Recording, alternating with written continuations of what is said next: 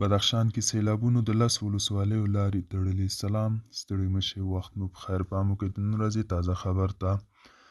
د بدخشان له مرکز فیض آباد ښار سره دغه ولایت د 10 ولسوالیو د تګ راتګ لارې نن تړل شوي دي.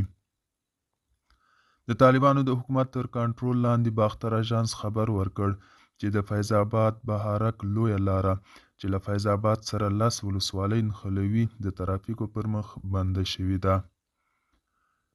باختر اژانس د بدخشان ولایت د اطلاعاتو او فرهنګ رئیس ذبیح الله امیری پر اساس وویل چې سیلونه د دې لارې د بندېدو سبب شوي دي.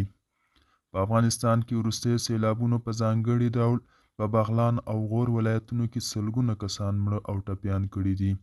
دوستانو، دا و د نن ورځې چمتو کلی خبر. تر بیا هم په الله سپارم. ښې چارې، ښه وخت.